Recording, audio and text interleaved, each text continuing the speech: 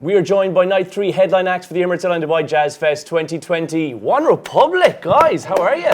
Good. We're great. Welcome back to Dubai once again. You guys, you've been here before, right? You guys have been We've been here. We've been here a few times actually, and we're excited that we're going to be here twice in 90 days, or no, I guess 4 months. We're back in March, right?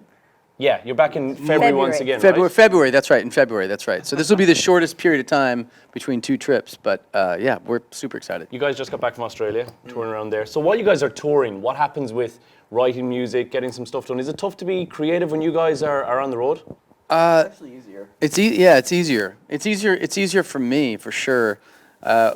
Once you're removed from LA is just nuts, right? There's a lot of stuff going on. We have families and kids and all kinds of things that are, garnering for your attention. So when we're on tour, it's actually a lot more isolating, and I think it's better for actually getting, some work done. It actually kind of pans out. We were in Thailand last month and doing a bit of work there. We were just talking off camera. We have a song we're trying to finish now, so we'll work today.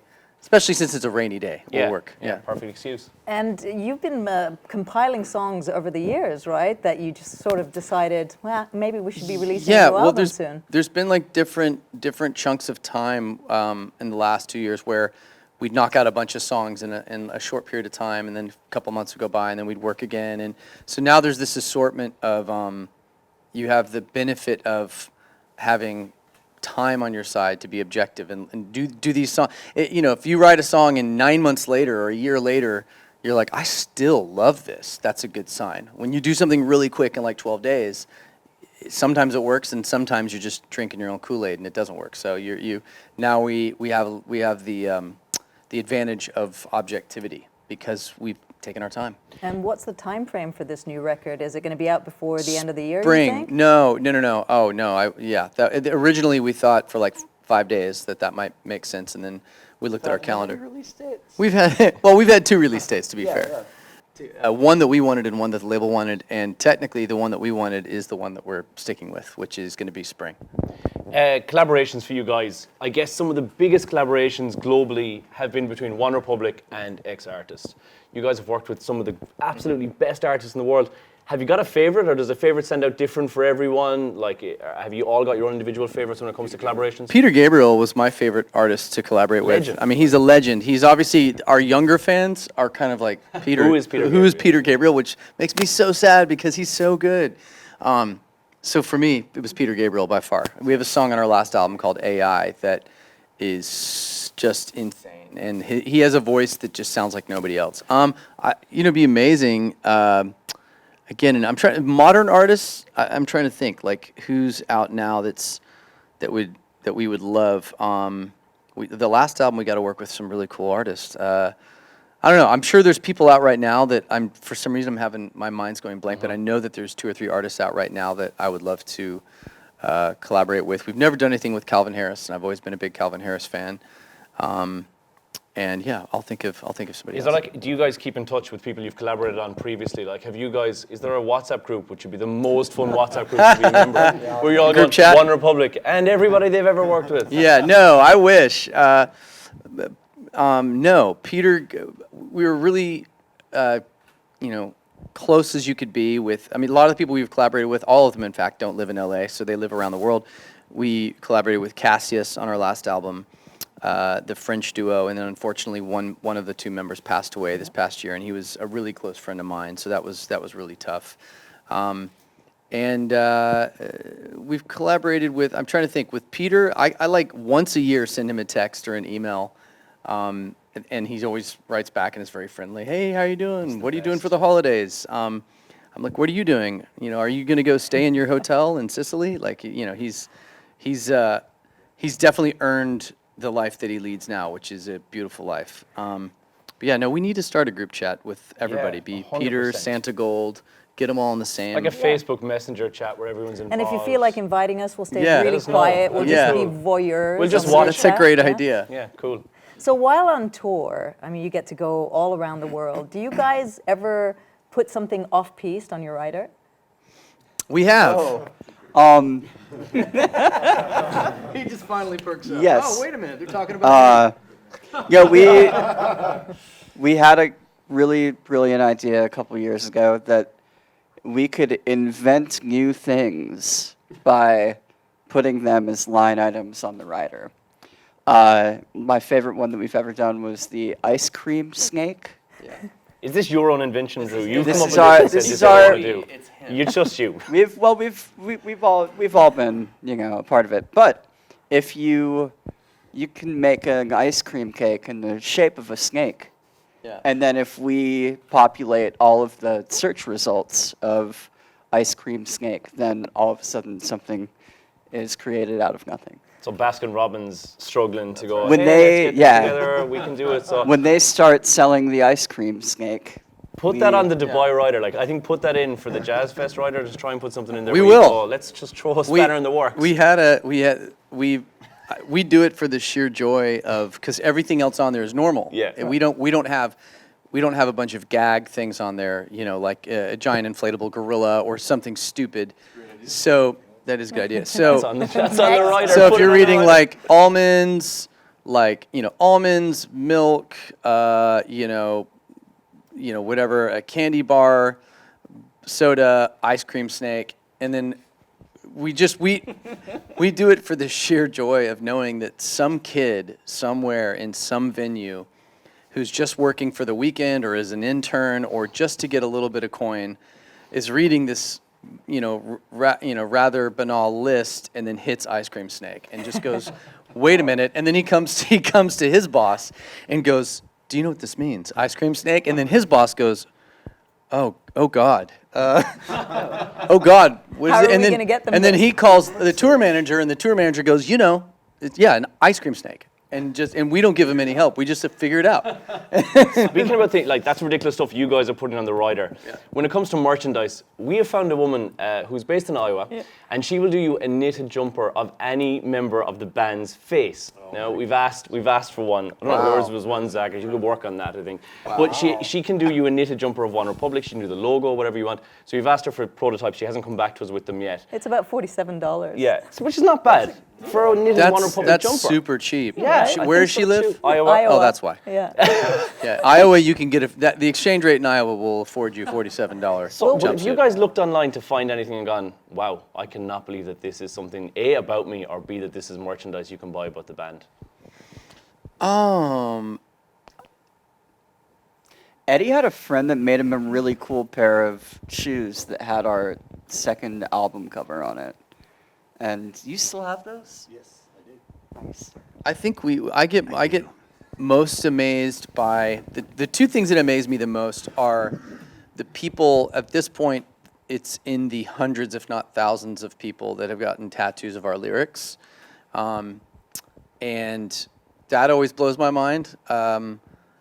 And then Do they get kudos? Like, if a fan comes up and says, hey, Ryan, I got your face on my arm, do you go, that's weird? Or do you go, hey, you know what, actually, that's kind of cool, let's get a selfie? I didn't know how to take it at first. I mean, Has that happened? the first few years, when people would do that, I would just kind of be like visibly awkward because I was like, wow, that's so permanent. We literally don't even we just had our first successful album.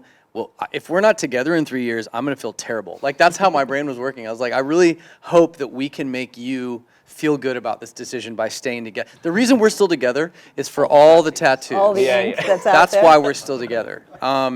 If nothing else, we owe them, we owe them that dignity. And then, there was one guy, I think probably the strangest, I don't want to say strangest, I would say, because there's other strange stuff, but I would say the most impressive or, let's say, committed thing that I've ever seen a fan do was a guy, and this is a long time ago, was a guy in in Holland, in the Netherlands. We were either in Utrecht or, I think we might have been in Utrecht or Amsterdam. And we finished a show. We were walking out of the venue or our hotel or something, and he walked up, and everybody's signing everything, and then I'm holding a black permanent marker, and I'm signing all these people's photos. Fat permanent marker, and he holds up his arm. He's like, hey, Ryan, could you sign my arm? That's not weird. That happens. So I was like, okay. He's like, but make it a good one. Make it a good one. So I go, okay. So hold up your forearm. Nope. Oh, yeah, that works. Yeah, go. So the camera can see. There we go. There we Right go. That's here. even better. I start here and I go, whoosh. I take up his entire forearm. The next time we play the Netherlands or somewhere in the area, this guy tracks us down, Belgium or wherever. He shows up after the show. He's like, Brian, do you remember me? And I go, I'm looking at him, I go, yeah, kind of. And he goes, and he puts his arm up, and I go, oh my God! Tattooed. And he had tatted Wow. it that night. He had gone out Wow. and done that. And he goes, and I think my reaction was just like, wow, that's so permanent. Yeah, You know? you're going to have to stay relevant at that. Yeah, guy's at gonna that be bummed point, out. at that point, I was like, guys, we need to write another hit. Let's go. It This guy definitely needs to feel has good. be intense, right? You're not about to go and ink pictures of each other No. on your skin or your own signatures or things like that, and then seeing somebody who loves your music and how you've impacted their life so massively go and do something so permanent like that. We never have the benefit of not being in this band, so we don't take ourselves seriously. I do take the lyrics and the things that we sing about seriously, but you can't have perspective on that if you're in the band. So I can't have those songs. The songs will never mean to me what they mean to other people, right? For just the same reason that when I hear certain songs by U2 or Leonard Cohen or the Beatles. I mean, look, I have Hallelujah tattooed right there. Leonard Cohen's Beautiful. Song, and then I think is sometimes when I think that's strange, I go, yeah, but I have the Waves of Kanagawa, a Japanese painting from the 1800s, which doesn't mean anything to me emotionally, but I have that covering my arm. So is that any less weird? It's what he did is probably makes more sense than this, to be honest. So we've talked about the weird merchandise that isn't official merchandise that is scouring the internet. Have you ever happened upon a story about you guys that is so factually untrue that it's made you go, well, how's that doing the rounds? Yeah, we've had first of all that we formed on our whoever operates our Wikipedia page. I love Wikipedia. Whichever It's just the most unfactual. whichever fan operates it or series of fans, I'll tell you. First of all, had us forming, and I think it's changed, but it was like band formed in like 1996, and I'm just like, we didn't even know each other in I didn't know any of these guys in 1996. And then it was like, it gets our heights inaccurate. It gets, if we do interviews, especially in the UK or Australia, if we do an interview, they will always try to bait me with a question because I work with a lot of different artists. They'll ask me about, Taylor Swift, or they'll ask me about whatever, and I will say, I tread very carefully. I will try to say nothing, but in that nothing, they will take one line and make it the headline, because if you cut out the beginning of the sentence and the end of the sentence and you just use that, it looks like I'm talking shit about fill in the blank. So that stuff has been happening for 12 years. I'm just it's extremely irritating, but that happens. Really good fan fiction. So fan fiction is stuff that people have written where you go, it's just completely made up stuff about Yeah, you guys. but it's like very. Is it There's a creepy? lot of passion behind a lot. Is creepy the right word for it? Yeah, it's like people, they will fantasize and write narratives about an imagined love affair, between Zach and the bass player from the Killers or something like that. Just they'll pick random stuff that they think is realistic and write about it, Cool. or fantasies they want. Before we're kind of out of time, but before we finish up, we want to find out is there a unanimous decision about who's the biggest diva in the group when you guys are on tour? Is there someone who you go, oh well, we just let him do his own thing? Little Probably precious. me. Is it self admitting it? Oh yeah, for sure. Oh, well, you, If you base diva on a diva-like quality would be getting the upgrade on whatever flight, like saying no, I'll take the upgrade. That's a diva-like quality, it's offered and out- I'll if own it's that. offered out to If it's all offered of out, you guys. I will be the first one to say yes. Two of the guys might say no, and then the other guys might go, well, maybe. someone might call that's chivalrous. I think it might be. You might just stand out for chivalry. I think, yeah, don't be too hard on yourself. I think we all kind of are divas. We take turns. In our wives' eyes. I think our tour manager actually might be up there. Yeah, for sure. He's more of a diva than I. Like he'll upgrade me to suites I would in a million years I would never even want to sleep in. That's his job. That's why you So, pay yeah. him. I think that's probably what he's supposed to do, right? Yeah. Guys, we're looking forward to seeing you at the Emirates Airline Dubai Jazz Fest. One Republic, thanks for popping into the studio and having a chat with us. It's been an absolute pleasure. Thank you, guys. Thank you. Thanks so much. Thank you.